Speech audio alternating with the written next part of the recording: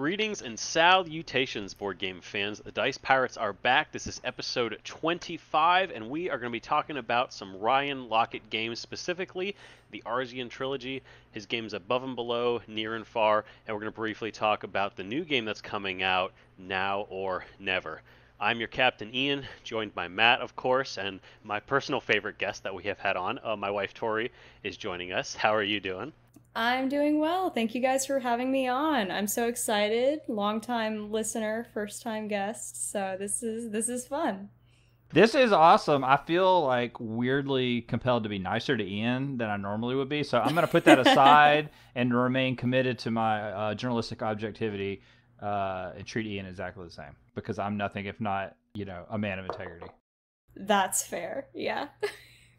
We're going to go ahead and move on into our soapboxes before we get to our game, of course. So, Matt, what do you have for us this week? Well, I played a really cool new game on Sunday. The Dice Pirates Southern office down here played our Sunday night game night, and we played The King is Dead, second edition from Osprey Games. And gotta say, really, really good. I did not know what to expect from this one. I've seen this game floating around on Board Game Instagram recently, getting a little bit of buzz, but it looked kind of it has that look of a game that's going to be real dry. It's just got a multicolored map of Great Britain and a bunch of cubes and wooden cubes and discs, and it just seems like this is a game that's going to involve a deep-seated bit of like history, and it has like a strong GMT games vibes. But I'm happy to say it was much more exciting and interesting than that, and also much more lovely to look at in person. The medieval art and the minimalist components like really worked. But the basic setup here is you are trying to vie for power in England after the titular king has died, and the Scots, the Welsh, and the English are all trying to see who's going to crown the next monarch. I didn't read the books. I don't know if this is simulating some actual moment in European history or just some general sense of political conflicts. But it's basically an area control game. There's a bunch of little colored cubes that represent the different factions spread all around the board. And players can take turns moving the Welsh or the Scots or the English around to try to get dominant control of a space. At different intervals, you'll settle a zone, and whoever has the most there takes control of it, and whoever has the most zones at the end wins. Now, you might think that just sounds like every area control game, but the key that makes this game so interesting is that you're not actually playing any particular faction. You're not the Scots, the Welsh, or the English. Every player can move any set of cubes at any given time.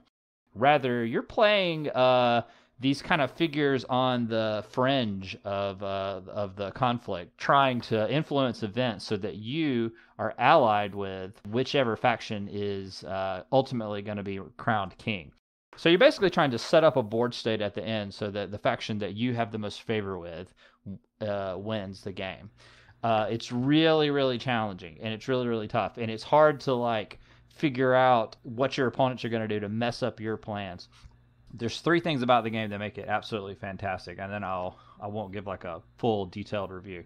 But you on your turn you play a card that lets you rearrange the cubes. You might could swap an English cube for a Welsh cube in two adjacent spaces, or something like that. There's various combinations of moves you can make on the board. And then after you play your card, you take another cube from anywhere on the board and put it in front of you. And that signifies you've gained power with that faction. So maybe you grab a blue cube because you're wanting to slowly build up, favor with the Scots and slowly influence things so that the Scots win. The problem is that early in the game, there's a lot of cubes everywhere, and taking one from a space doesn't feel like a big deal. But as the game progresses, you realize it becomes a really big deal because even though you may want to gain influence with a particular faction, you're also weakening their presence on the board by taking a cube.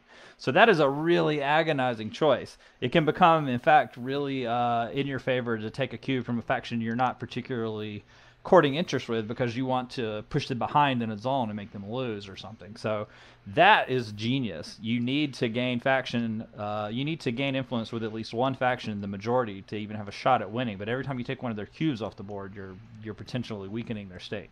Love that. The second thing that makes the game great is that you have 8 cards to play, and only 8 cards for the entire game. And they are identical to the cards that all your opponents have. You all have the same moves that you can potentially make. And there's only 8 rounds in the whole game. So hypothetically, you only have enough cards for 1 card play each round. If you can play multiple cards in a round, you can keep playing cards until you pass, and then when everybody passes, you resolve the conflict for that round. But it's really tempting to play multiple cards in a round because you sort of you really want to make sure you get done what you want to do. But the more cards you play early, you'll have no options later in the game. So you want to avoid getting sucked into a quagmire and playing too many cards. That's crazy. And the fact that you know the cards your opponent has, and if you pay attention to what they're playing, you kind of know what's coming. That's an added layer of tension and strategy. And then the final thing that makes the game great in my mind is that the order in which the different zones are going to resolve on the board, that's public information at the start. You deal out a hand of cards, and so you know, based on the cards in the order that they're played, that this section of the board is going to resolve next. However, one of the actions you can take is to reorder that at any time. So suddenly the game can change out of the blue with a card play. It was wild, it was tense, it was really, really fun, and the best thing about it is it played in about 35 minutes, which is just enough time. The fact that you can get a really thinky strategy game to the table and knock it out in under an hour, that's awesome. It's perfect for a multi-game game night. It was about as easy to learn as that rough rules explanation I just gave. Just really, really good. And the art style and the presentation just really works. It uses sort of authentic feeling medieval art on all the cards and very minimalist design. The whole thing is just really fantastic. Yeah, no, I've been looking at pictures as you've been describing it, and I'm really into this sort of, like you said, it's like a medieval illuminated manuscript inspired art style. And I go crazy for good game art. I mean, one of my other favorites is a game that we played at one of our last game nights, Salem 1692. Yes. That one that has sort of the almost woodcut inspired art from what I remember. Yeah, super cool. And also, I just sort of want to buy this. I'm looking at least at the second edition, which has just this really cool box art. So I kind of want to buy it just to put it on the shelf to display it at home. Yeah, it looks really cool. If you just look at the game setup on the table and just see the cubes and think that looks a little bland, it's much more of a looker in person. And the simple cubes, this is one of the games where the cubes are the right component. I think little miniatures of horsemen or something like that, or little castles would be too cluttered. With this, you can quickly look across the board and see who has the majority in each space, and therefore where do I need to try to rearrange things to shift things in favor. It's really great. And yeah, I think the comparison to Salem and the whole Dark City series with those little books, that's an apt comparison because it's using good period art to kind of make the game's theme come alive. And if there is one thing we all love, it's a good solid theme. Yes, absolutely. This is actually kind of a good game to segue into the discussion about Ryan Laukat, because that interplay of art, theme, and style and design is it comes through in all of his stuff. That's definitely something we're going to come back to a lot because, like you said, you can't separate those games from the art. They're all put together. But of course, that's something we're going to get to in our main discussion. Tori, I know you have a soapbox that you wanted to talk about as well. What do you got for us? Yeah, I guess I have a little baby soapbox because I'm not used to ranting on the podcast like you guys do every week, so I'll just give it my best shot. But I got really annoyed with Steam this past weekend. So me and Ian have some friends that live out of state, so one of the main ways that we've been hanging out recently is playing Charterstone on Steam. And Charterstone is a great game. It's one of my favorite games. I mean, I love a legacy game, which I'm sure we'll talk about that later. But I really, really enjoy the campaign in Charterstone and really enjoy hanging out with our friends. And Steam was just bringing us down the other night. I don't know what the issue was with the servers or what, but it kept kicking us out of the game and back into the lobby, and everyone's game was frozen and nobody knew whose turn it was. And it was just really frustrating. So I don't know, I guess my soapbox is kind of generally just about it's really annoying when you're trying to play games online and the game isn't cooperating or the, platform you're playing on isn't cooperating. And I don't know. It's one of those things that you don't really have to worry about when you're playing in-person games and then I you know. go to play online. It's funny. It makes me think of our discussion about like apps and integration of like apps into board games and how board games are getting increasingly digital. And you're right. I mean, one of the wonderful joys of analog gaming is that you don't have glitches, you don't have crashes, you don't have the internet acting weird or whatever. You just can kind of like if you can achieve the impossible task of getting a group of adults to actually commit to meeting and coming together to play the game, you can just play. And so you're right. I mean, digital tabletop experiences are becoming more and more popular, but they do sort of like they introduce all those variables that we were all sort of trying to get away from with analog gaming. So it is a weird dynamic.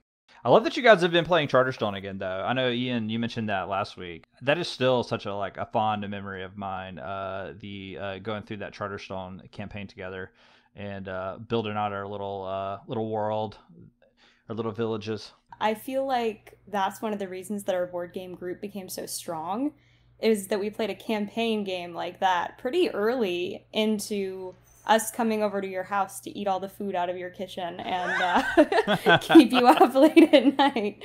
And yeah, just it gave us a reason to keep hanging out and keep playing. And yeah, and it's so fun. I love the art in that game so much. I think, and that's something that actually this would be a fun thing to talk about, another soapbox, but building a game night group. I remember when we first started going to your house and first started playing games, and every week it was like, do you think he'll invite us back again? Do you think we're okay? We always made desserts that we had a reason to go and you would invite us back. But doing a legacy game, it made it clear that you're expected to come back. Yeah. And so if you want to build that, if you really want to, I think that set the tone absolutely and made it a common thing for us to just go over and play that game. And so when we started spreading out, there was still the expectation of going back that really made it something special. You guys were wondering if I was going to invite you, and I was just like, are they going to show up again? I'm so nervous, And then we were always there. And then you were always there.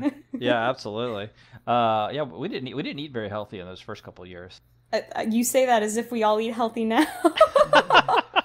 I have that I just had delicious lettuce wraps for dinner, and I'm washing it down with a beer. See, it's all about balance in life. Hey, beer is just grain, and grain is good for you. This is just bread in a cup. That's all this is.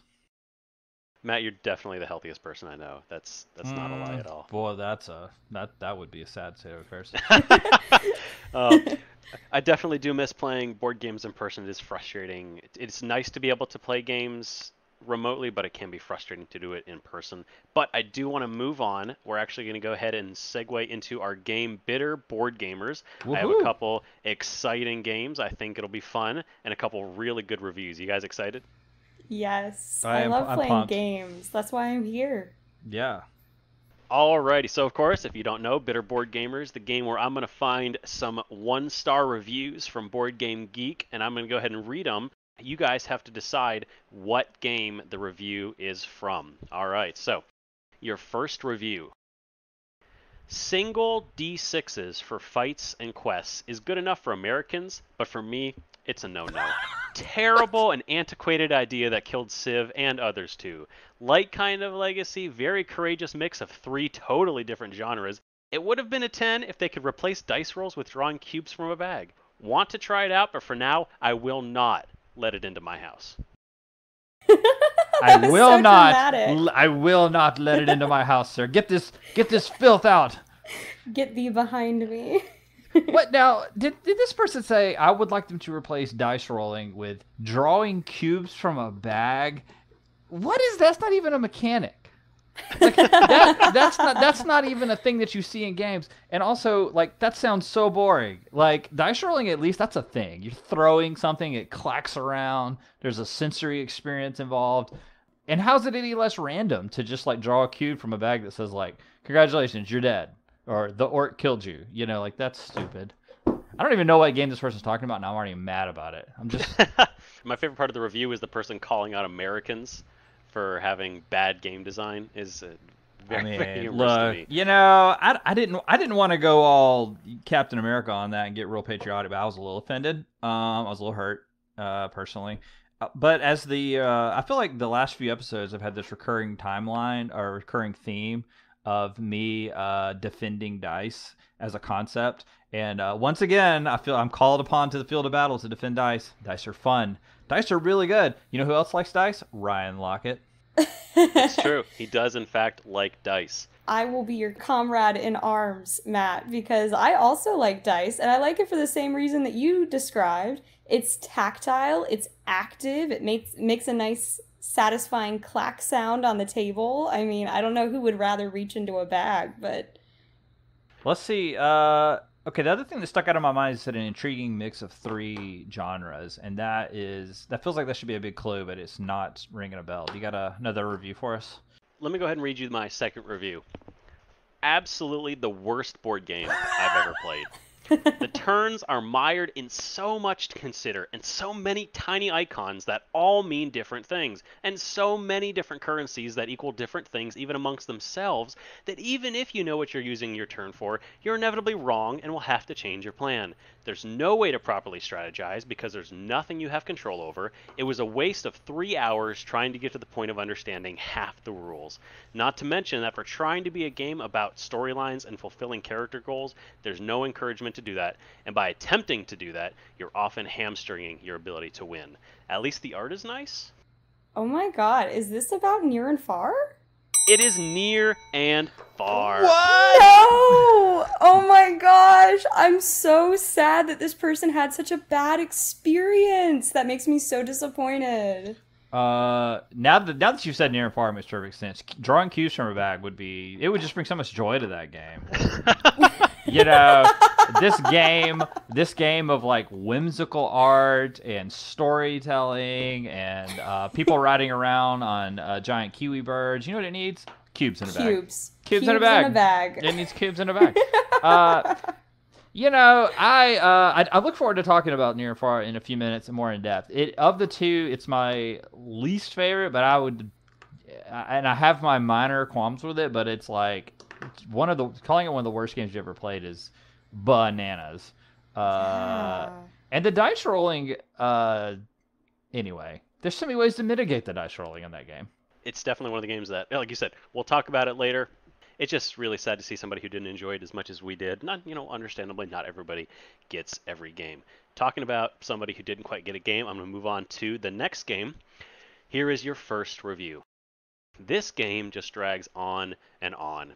Gives me time to ponder important decisions while playing the game, like what I should eat for dinner, what color I should have painted my wall, and what game to never play again. It overstayed its welcome about 5 minutes into the game. Oh, so harsh. That's brutal. I mean, I have to admit I have felt like that person before, but I don't know what game they're talking about just based on that information. Yeah, I mean, it's long and it's boring. Those are the things? I mean, that could be a lot of games. Let's be honest. That could be a lot of games that I have in my current collection. I don't know. I don't have a clue. This game, I will admit, this one is probably going to be a little bit difficult, but there are some hilarious reviews. I want to read some of the funniest reviews real quick, and then I'll read one that'll probably give it away right away. So my 2 favorite reviews. The first one is, "You just want it to end." Okay, I gotta ask just to get this out of the way. Is this Blood Rage? It is not Blood Rage, but you're close. You're close. The You're second close. review, Uh-huh. the second review that I thought was amazing. No, No. that's the whole review. Is it no? Is it Twilight Imperium? Not Twilight Imperium. We're just gonna start naming all the games that have taken us forever on a Saturday afternoon. So I'm gonna go ahead and give you one last one. This should give it away. Better than Exploding Kittens, at least, but a lot of take that when you're nearly winning, and it just drags the game on and on and on and on and on. Is it Unstable Unicorns? It's Unstable Unicorn. Unstable Unicorns is not a game. Exploding Kittens is not a game. These are just like card paloozas with like a loose set of rules. I don't like any of those games in that entire genre. Don't enjoy them. Wow, I Matt mean, alienating your main fan base right I know, now. yeah, there's a huge Everyone who crossover. loves exploding kittens. Look, there's It's true. the Venn diagram of people who love like the oatmeal and mac is like almost a perfect circle. But still, I have to just speak up and say I don't like those games. They're just they're too brutal. They're not fun. Like any game that just basically has the mechanic of I play a card and now you can't do the thing that you just wanted to do. But why does that allowed? Just because the card said it. Like I hate that. I mean, Yeah. I guess now that I've said it out loud, I guess there are games that I like that do have that, but it feels especially mean spirited in a game like this where there's nothing at stake other than just I played a card. Well, I'll play another card. I will never forget until the day I die. One Sunday that all the Dice Pirates were all together, and I said something to Dice Pirate Max that I can't remember what it was even, but it irked him enough that he made it his personal mission to destroy me and almost make me cry at that table. Oh, And the game ended with people shouting across the table, "Who hurt you when you were a child?" This was the game that almost killed the Dice Pirates. It almost sank the good ship Dice Pirates right here. Unstable unicorns. So I say no to that. You know, if the game had a bag of cubes, though, would we feel differently about it? If you were drawing cubes out of a bag, you might be happier. This is one of those games. I mean, much like Exploding Kittens, it's either good to just play casually, or if maybe you've had a couple drinks at a party or something. Like it's better to play if you're strategizing. You Doesn't can't play it to win. You can't treat it like a game. You have to be willing to laugh at its eccentricities and silliness. If you're in it to win it and treat it like a real game, it's gonna let you down. It's like Betrayal at House on the Hill. That's just a ride. You're just getting on that one just to go. Absolutely. It's an experience. I agree, for the record. I agree with this Bitter Board Gamer. I think keep the unicorns in the stable. This is the only Bitter Board Gamer that I actually 100% agree with. Me and you, Tori. Yeah, I'm like, you can take Bitter, you can take unicorns, and that's say what you got to do with that unicorn. That is fantastic. We are all Bitter Board Gamers on this day. We are going to go ahead and move on to our main topic now. We're going to be talking about Ryan Laukat's games Above and Below, the Arzium trilogy. We're going to go ahead and get to that in just a second.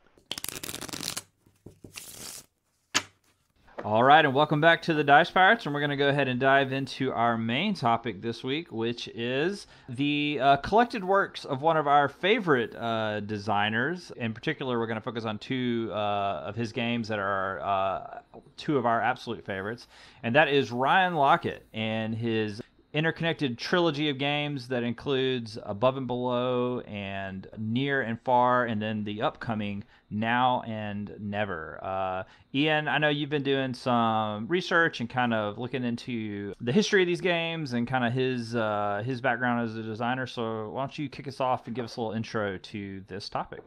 Yeah, so obviously, like you said, we're going to be talking about Ryan Laukat and the games that he puts out through Red Raven Studios, which is the studio that he owns and operates. What we're going to be talking about is specifically the Arzium trilogy. The Arzium is this world that he has created. One of the things about Ryan Laukat as a designer is that instead of creating mechanics and a game that he then sells to somebody who puts a theme around it, the art, the story, the mechanics, everything is done by him, by the people he works with. It's all done in-house. Everything is put together as a cohesive whole. It's why these games often tell a story in a very direct way, why they feel so tied together. So talking about like the Arzium trilogy, he has this world that he's put a lot of his games in, and each game you see a little bit more of the history of this world. And so the three main games, of course, that we're going to talk about are Above and Below, Near and Far, and Now or Never, the newest game that is going to be releasing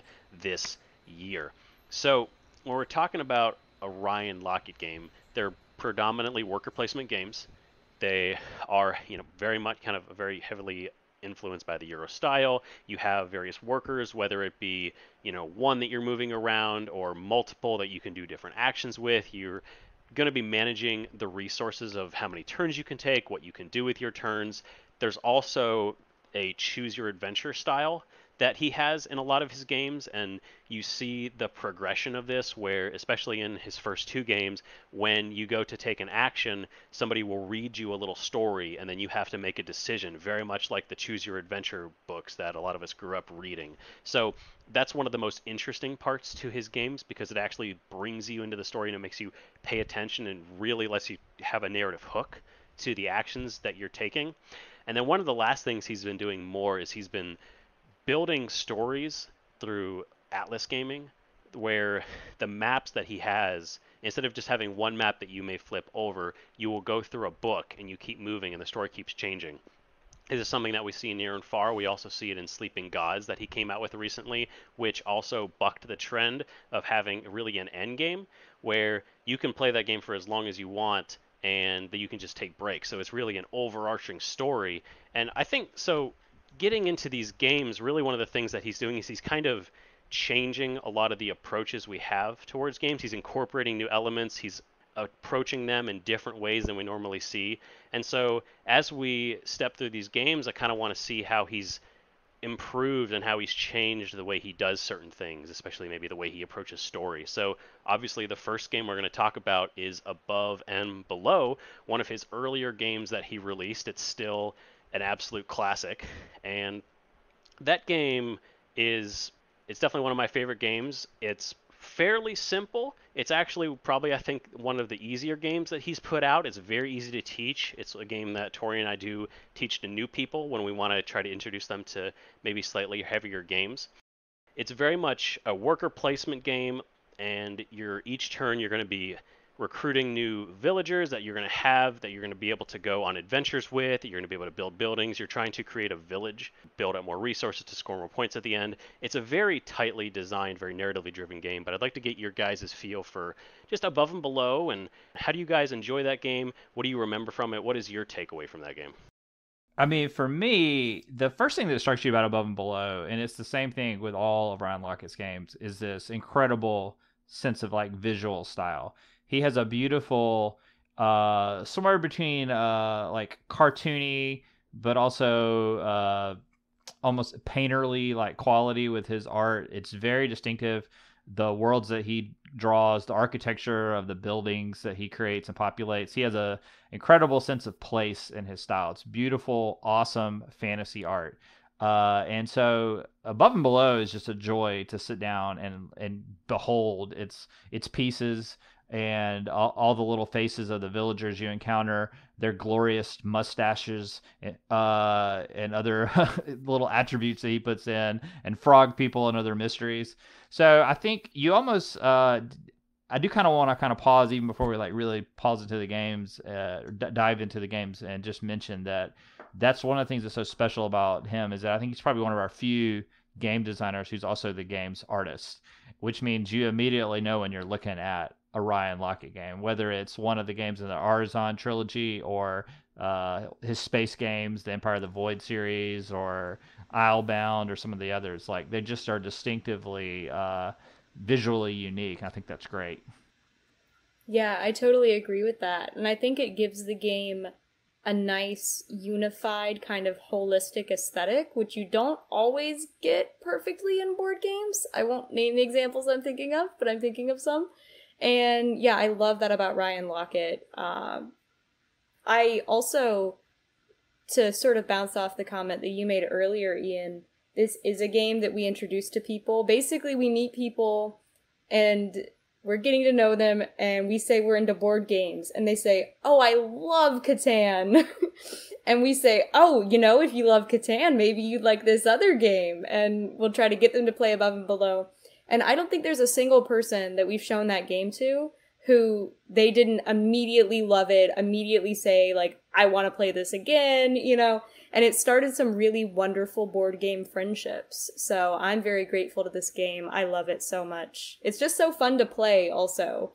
That's actually a really great thought that I hadn't made the connection to, but like I feel like the Catan to Above and Below pipeline is a great way to get people into the board game hobby, because there is very loosely some overlap between Catan and Above and Below if you are just kind of dipping your toes into the hobby. Because when you sit down to play Above and Below, it's like, okay, we're villagers, we're building up, We're getting resources. So and there's dice, and there's that mix of dice play in Above and Below, just like there is in Catan. So yeah, that's actually a great segue. It's like, have you played Catan? Okay, let's check this game out. And it's an immediately better game and more satisfying than Catan in almost every way. The things that I like about Above and Below and Near and Far is that they're not afraid to mash up these two worlds of the Euro game and the Ameritrash game. And it is funny that we've had this kind of running discussion about randomness and games and how much randomness is too much, how much luck is too much. Do we like games that have a more predictable set of like mechanics that you can learn and master, or do we like games that are like a little bit chaotic? And Ryan Laukat's games really mesh those two worlds. Like you have in Above and Below, you have the overworld stuff where you're building your little town up, and it's very satisfying to watch it grow. And you can kind of predictably generate victory points through the acquisition of new buildings. And so there's that feels very traditionally Euro. But then you dive down into the underworld, in the Below, and you have these role-playing like adventures of strange encounters, and you roll dice to resolve them. And that introduces a manageable element of luck to where scoring a big win in the underworld can give you a big boost, but also losing in the underworld doesn't throw you completely out of the game. I think it has just the right amount of luck and dice-driven drama to make the games memorable.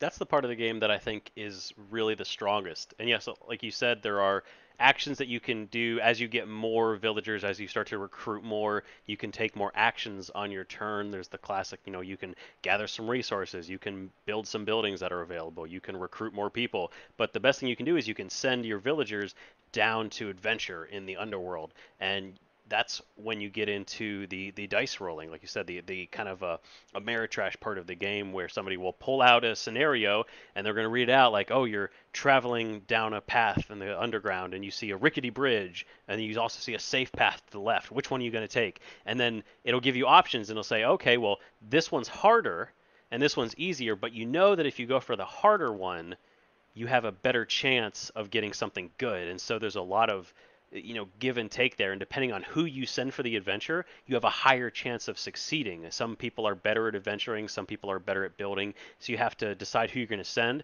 And that's one of the things that I like a lot about Ryan Laukat's games, is that there's a lot of mitigation to the dice rolls, because you can decide, you can do something and you can be unsure if you'll get there or not, but you can also be safe enough to where if you don't quite make it, there are mechanics that he gives you to allow you to just step a little bit further. You can exhaust some of your people, so maybe you can't use them in the next turn, but if you just desperately don't want to miss out on the benefits you might get, you can do that. And it's not great, but at least there are options that you have, so one bad dice roll doesn't feel like the end of the world. And also, I think one of the reasons this works well with new players is that storybook feeling, because if you take that away from the game, I think it would be a far drier, less enjoyable experience. But when you go down and you send your people in there, even if you're not doing well at the game, you get to read a little story and you get to feel kind of that tense moment of like, oh, did I save the person from the underbear or something like that? And sometimes it happens, and sometimes you just barely don't make it. Yeah, the underworld bears. There's a reason he writes these things and I don't, because he's better at it. No, I'm definitely writing a story about the underbear now. I love that phrase. I just like the fact that the monster name you came up with rhymes with underwear. Oh, it was a mistake to bring you two on together. Yeah, it may have been. No, I think you really raised some good points, because the balance that he's achieved with Above and Below is it's a game that's going to really be a crowd pleaser, whether you like narrative-driven adventure-style games or a more mechanical build your little town and watch it grow kind of thing. Like those can be, doesn't feel like those should work together, but they really do in this game. And that allows different types of gamers to come together. It's like somebody that may balk at sitting down to play, like, I don't know, Castles of Burgundy or some other little build your tableau thing. But you say, but wait, there's adventures, there's caverns to explore, there's treasure, there's underbears. They're gonna want to come and play that, and that's really cool. Also, this may not be a popular thing, but I personally love any game that allows you to read to the other players. I'm a sucker for that.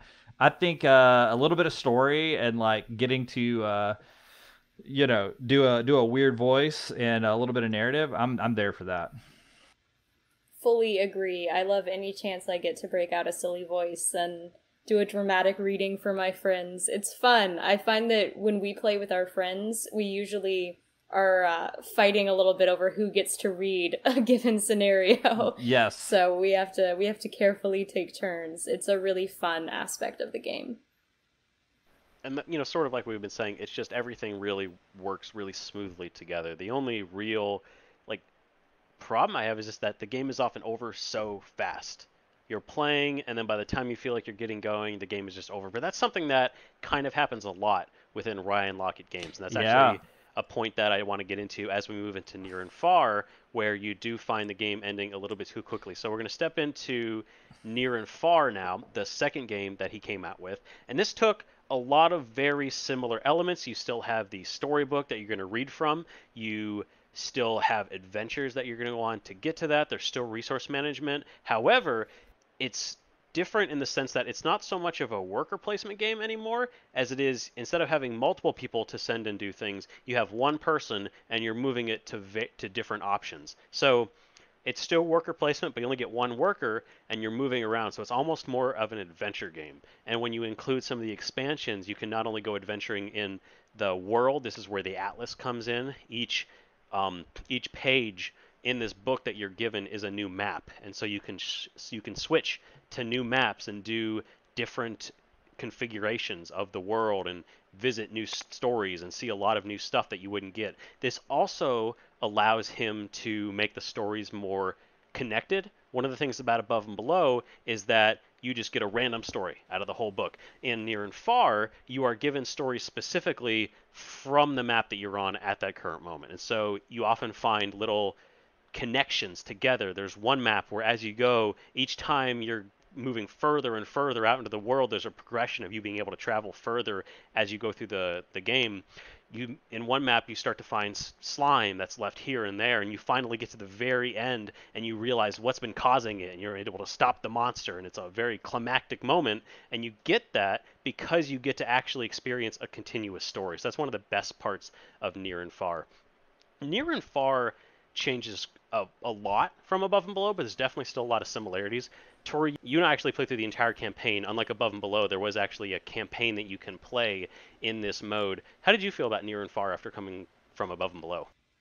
Oh my gosh. Honestly, the first time we played, I was a little bit overwhelmed because I think the first time we played, we didn't use the Amber Mines expansion, but it still felt like, oh, there's all this other stuff I can do now. I have to put my little person in this town and decide if I want to go to the general store or go to the farm and get bread.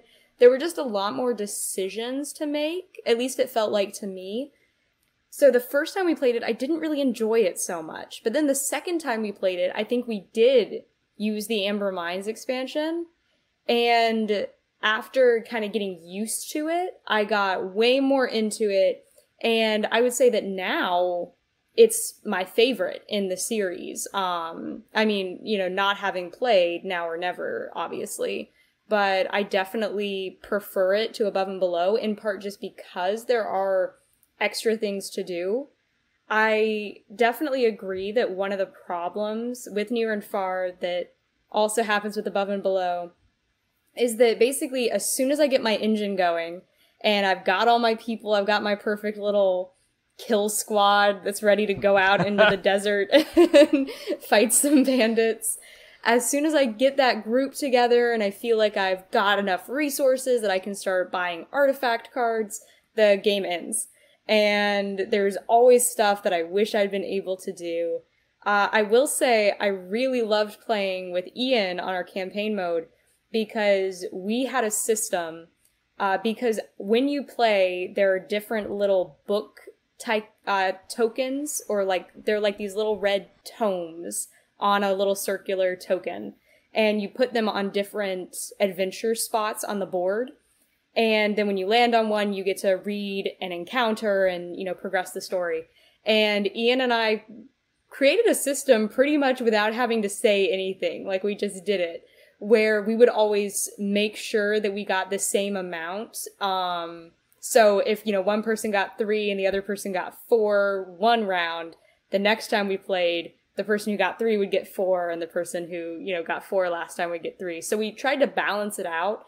And I feel like that was a good system because it made it so that we were actually getting to progress our own individual stories through the campaign enough that it didn't feel one-sided or anything. Yeah.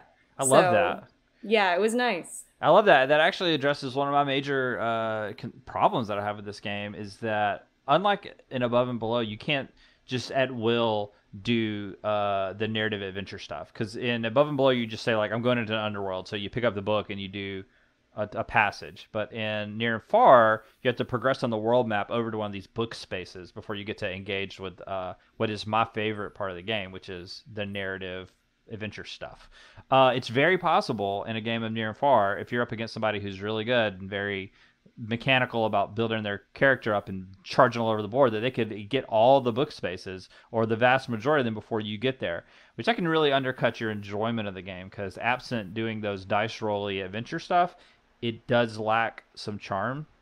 It's still a really good game, but that's a challenging part of it. So I like that you guys sort of, the great advantage of playing as a couple, you can kind of arrive at these a friendly little house rule that ensures everyone's having a good time.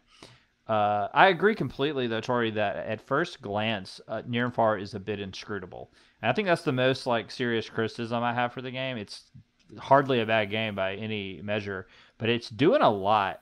There's all these spaces in town that you have to learn. There's sort of esoteric rules about how the movement works in the game and how your being exhausted goes, and when do I camp, and how do I do this, and what is dueling, and should I ever duel? The answer is never. You should never duel. There's no advantage to ever doing it.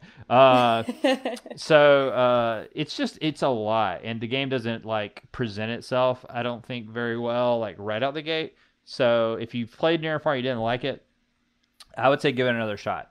It's worth learning its intricacies to realize how it all holds together, and you're like, oh, this is a really good marriage of the Euro worker placement aesthetic with adventure trappings all around it. It's just a more further realization of what he was trying to do with Above and Below. There's definitely a lot more actions that you can take, especially when you add the Mines expansion, which gives you in many ways another adventure area to pass through, the Magic expansion, which I do believe that playing with those is the best way to play. It gives you a lot more options, and I think that despite the fact that, yes, when you do play with those expansions, it just adds even more. One of the Dice Pirate Dennis played with us, and it was his first time playing, and we didn't realize it was his first time playing, so we jumped in with with the expansions, and it's probably the most miserable I've seen him. We're bad quite friends. Bad. Dennis.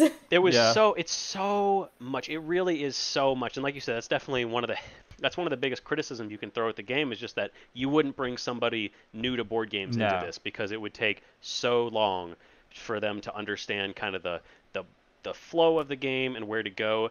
One of the things that Near and Far does interesting, though, one of the interesting things about it is that it provides a couple different ways to play. You can just play a one-off, but there is the campaign that Tori and I played through. There's also a character campaign. You have special characters, and so in the main campaign, as you play through, one of the things that are added are side quests. So you can go through, and maybe one of the stories will give you a follow-up story. So you may have things that go back and forth. For instance, the main villain of the overall story, the Red King, we went through, and Tori unfortunately loosed him from an underground cell he was held in. And then throughout the rest of the game, we kept finding him, and we kept running into him and trying to stop him until we got to the very end of the campaign. So it was really neat to get this sort of expanding storyline as you go through the entire story, as you progress through each of these maps, because he knows what order you're going to be doing things. You're actually able to get kind of this overarching storyline. The one downside, though, is because you are limited on the number of story places that you have on the map, you can end up in a situation where it feels like sometimes you miss some of the story because you might have a side quest that overwrites a story. So sometimes it feels like maybe you're not getting everything. And something that we did is we did make sure that we were going to be getting all of the tomes because we wanted the story. But sometimes that meant that instead of doing the best play for points, we would just let the game run out. We'd be like, I won't end the game. I won't end the game this turn. I'll let you get to that last story because I want to hear what happens. So I won't end the game yet because you're going to move through the tents that you're getting rid of to end the game very quickly. Yeah. And that's going to happen as you move forward. So that's probably my biggest problem with it is that if you really want to get the story, you have to be willing to do that with your other players. Yeah, I want to talk about the tents for a second because that's actually my biggest problem with Near and Far. And it's interesting hearing you guys describe your experience playing it together as a legacy game because it feels really well suited to a pair of players who are kind of rooting for each other to have a good time with it and luxuriate in the story a little more. If you sit down and play a single one-off session and you treat it like a traditional game of just like, I'm here to win, you can drive this game to a really fast resolution in a way that's super unsatisfying for the other players. One of the key mechanics of this game is that as you explore the world map, you will at various points camp, and you plop a little wooden tent from your tableau down onto the board to indicate that I camped here.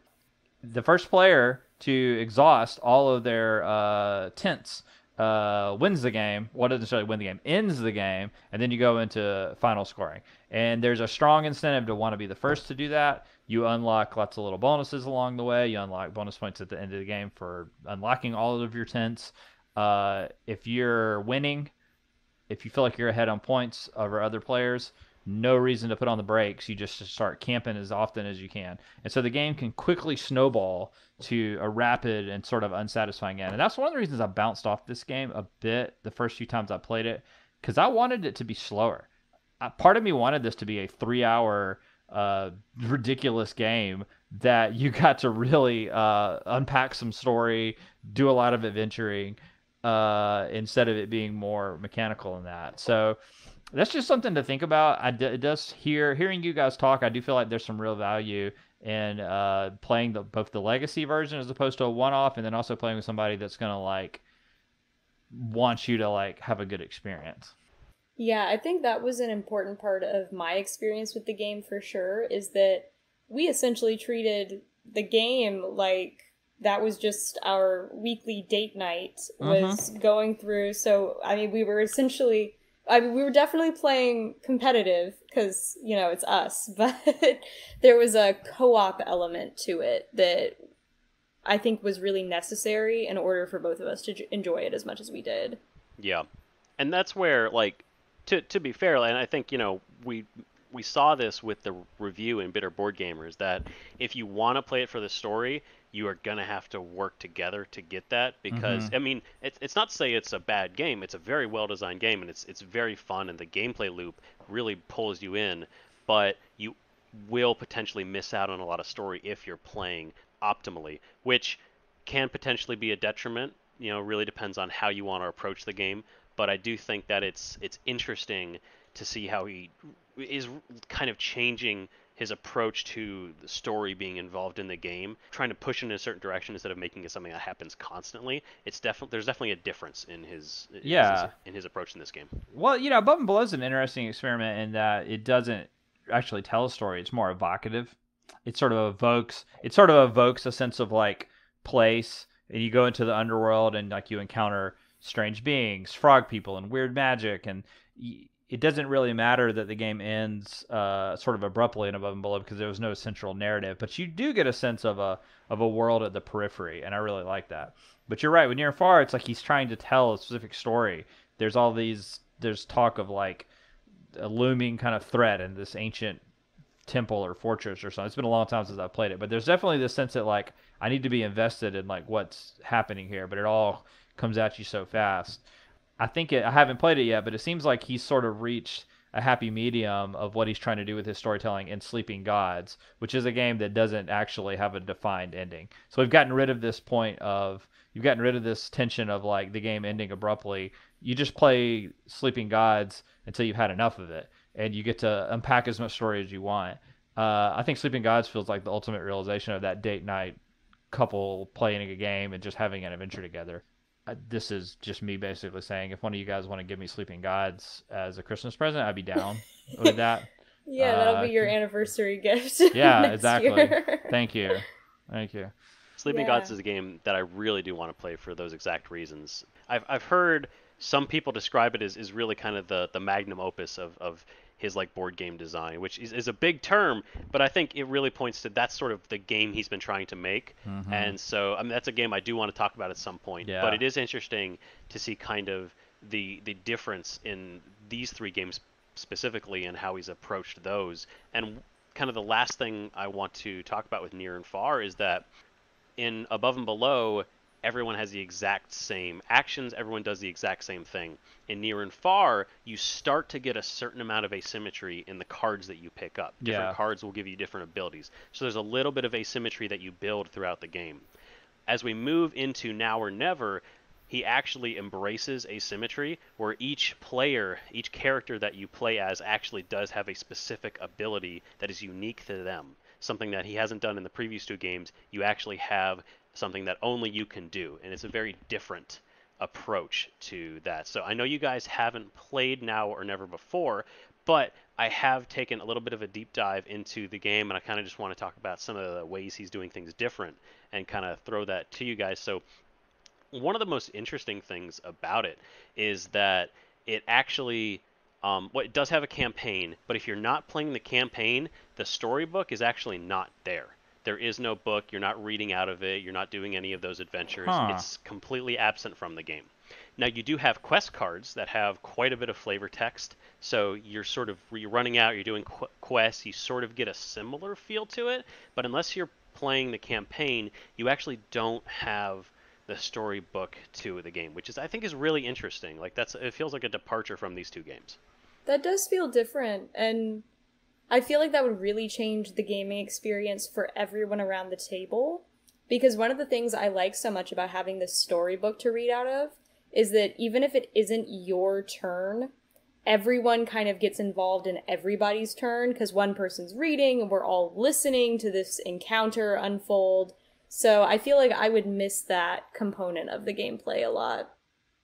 Yeah, I'm having weird vibes now about this game. all right. Bring us back up, Ian. Keep going. Tell us something good. So, I mean, of course, it does have a campaign mode that you can play through, and that does seem to be kind of the preferred way of doing it, because he does, do that. And the game itself does actually have quite a solid backstory. Like you can read the whole setup for the world, and there's a much more solid idea of where the game is going in terms of its story in this one. So I do like that. One of the things he has done is he's incorporated a new element into the game where, similar to Above and Below, which did have a sort of building of your village with buildings that you could purchase, there's actually in Now or Never, while you still go adventuring on a main map, your home base, you actually have a tableau building sort of idea where there are set buildings out there that you can create, and as you put more and more into your village each turn, you're going to create resources, and that's the end game condition, is who can create the village that produces the most at one time. So he kind of takes and mashes the two games a little bit together, which has a tableau building world while you're still going out and adventuring, and it's neat to see how he's combining aspects of both of these games. Another thing that he does that I think is really cool is he actually has a solo mode in this game, something that he hasn't done previously, which I think is really cool, seeing that we are seeing a lot more of those. Yeah, that feels like something that Near and Far was probably missing. Now that you've said it, I'm just, my mind is like thinking through, like what if I could just leisurely play a game of Near and Far against like an AI, but it's not driving toward a conclusion. I can do as many little like adventures and scenarios as I want. That almost feels like an ideal way to play the game. So I love that he included a solo mode. Now that I'm kind of like, I'm listening to you and kind of glancing back and forth at the BGG listing of the game, and It sort of feels like, okay, so his whole like thing as a designer, which I find fascinating, is he's sort of thrown out this idea that there's a distinction between the Euro and the Ameritrash tradition in games. We don't just have games that are thematic and crunchy and full of conflict, and games that are pastoral and calm and system driven. He's like, these two worlds can live together, and he's been figuring out a way to mash those up in different ways. Like Above and Below is like a Euro game and a adventure game that you dip in and out of depending on what you're doing. Above and Below is Near and Far. They're much more like firmly like intermesh, and then in this game it almost seems like you pick the way you want to play. Do you want to play like a standard game where it's like a Euro style tableau builder, fix the village, or do you want to do the story thing? But in both cases, it's like you're getting a mixture of experiences that draw from like all of board game traditions, and I think that's just one of the things that makes him so fascinating as a designer. The last thing I do want to touch on is the board, because Above and Below doesn't really have a board. You're not going out and adventuring. There's no central board that everyone is on, whereas Near and Far has the Atlas. He does away with the Atlas in Now or Never. Instead, you do have the adventure board, and the adventure board is two-sided, where you can either play on the above ground or you can play below ground in the underworld. So he gets rid of the Atlas, and I'm just curious, like, especially for you, Tori, we played both games. We played a lot of games in Near and Far. Are you going to miss the Atlas? Is that something you wish he'd come back to in Now or Never? Of course, we haven't played it yet, but that's something I was a little disappointed to see that. I get that you can control the space and make it a little bit more closely tied to the mechanics, but I liked the Atlas a lot. It was nice to get to play new things. Yeah, that was one of my favorite parts of every one of our game nights while we were doing that campaign, was opening up the big red book and getting to flip to the page we were at, and then examining the picture and saying, oh my gosh, we're in a sand ocean this time. So cool, So I'll miss that for sure. I guess it makes sense if the premise of the game is sort of building this village, right? That, you'd want to have maybe more control over the board, but yeah, I don't know. I will miss that for sure. I will say, though, I'm excited about the theme of this one. I mean, I always think that the sort of world that Ryan Laukat creates is really compelling and interesting, and I just want to dive into it and learn everything I can about it. And I'm interested in the sort of dystopian tone of this one, and this kind of like post-apocalyptic world almost that we're playing in. I think it's going to be pretty fun to explore. It's really cool. Like you said, I'm excited to play this one at some point, and of course we'll have a lot more definitive stuff to say, but I think it is just interesting, even looking at the initial impressions that people have had, to see the progression and sort of how he's taken these mechanics and adjusted them over time while still making very different games. They are clearly different games that have different things going for them. So I just want to ask you guys before we head out, like, which of the two games, Above and Below or Near and Far, which game do you personally prefer? And if you had the choice to play one right now, which would you play? Tori, you go ahead. Well, I feel like my answer is kind of obvious from what I've been talking about this whole time, but I love Near and Far. I love all the tactile sort of material components in the game. I mean, getting to hold these little red gems that I won from going down into the mines. It's really fun getting to just kind of mess with all the components of the game, and you sort of build this little satchel of goods on your personal player board, and it's just fun. It feels very thematic. So yeah, I think Near and Far is my favorite. I love all the themes. I love sort of the complexities to it, and I like that there is, when you play the campaign mode, there is more of that overarching story, and I just really enjoyed that aspect of it. What about you, Matt? Oh, I was all set to say Above and Below until you reminded me of those little red gems. I love those things. Oh, I forgot all about them. They're so fun. They're so satisfying to hold, to like. The only thing Matt loves more than dice is gems. It's true. I like shiny things. So I guess I'm still gonna say Above and Below just for the sake of creating some interesting discussion. It's a harder call. They're not, because it depends on the mood I'm in. There's a lot of things about Near and Far that I really like, but I do appreciate Above and Below's simplicity, the ease to kind of get into it, the fact that it is not quite as inscrutable, the fact that you can dive into the adventures without as much build up. I don't have to like traipse across the board to get to the first book and worry that somebody's going to get there. Above and Below is just an easier way to kind of have that experience, if I'm not up for the kind of big near and far kind of feel. I would say that after you guys talked about it, if I could play the campaign with somebody, I'd be there for that. That sounds really fun.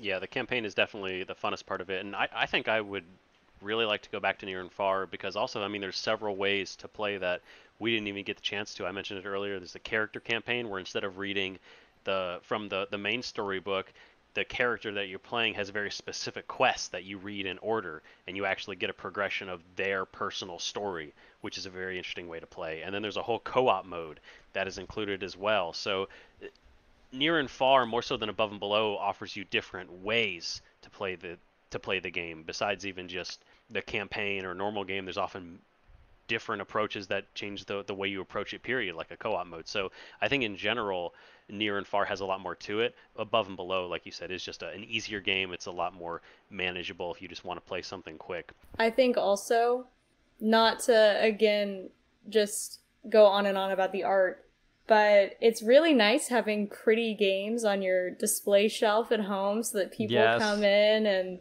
they, it's a good conversation starter, and it's a good way to get your friends to play games with you when you have these really beautiful games sitting on your shelf.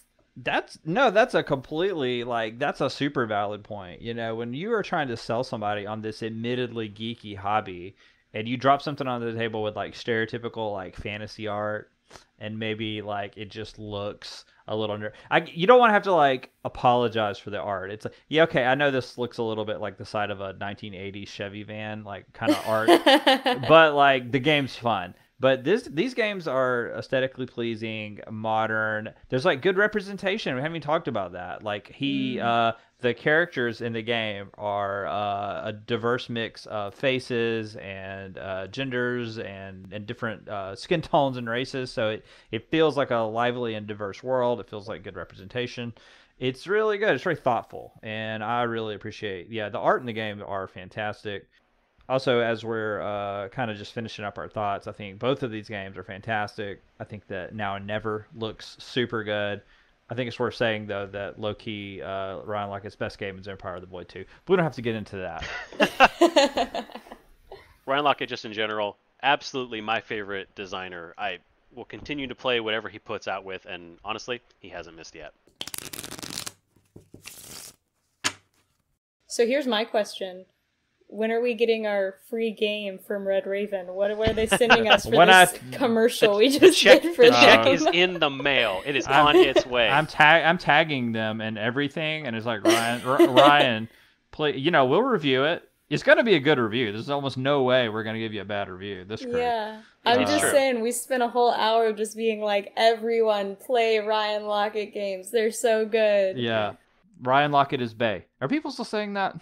I think if you're saying it, then people are saying it. You know what I mean? I think if I'm saying it, people are not saying it anymore. Like if it's if I've become aware of that particular bit of slang, it's over in like elsewhere. That's the reality. This was fun, you guys. Thank you for having me on. It's more fun than it seems, right? Yeah, I get now why. It's kind of weird listening to Ian record normally by himself because he just like shuts the door to the office and then I just hear him laughing and yelling. Yeah. So no, I've had a very good time. It's just like we've been recording our conversations, Yes. for a year. Basically. It was super exciting to finally have you on, and I mean, we may have just talked about how amazing the games are for an hour, but I do think there's a lot to love about them. And yeah, no, thanks for coming on, of course. Hopefully we can have you on again soon. I do want to do maybe an episode about some game art. I think that'd be really cool. There is a lot of great art in games, and we don't always focus on that a lot. So definitely hope to get you back on soon again. Matt, if people want to get in touch with us, where can they do that?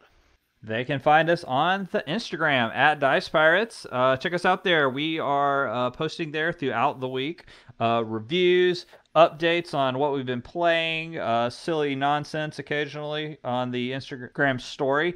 I'm the guy that runs the Instagram story, and I've been super busy at work lately. So the Instagram story has been very unlively and awful. And so I want to apologize to the people, to the world. And so I'm going to try and do better. But check us out. We got a cool review up today from our buddy Aaron, reviewing Dwellings of Eldervale.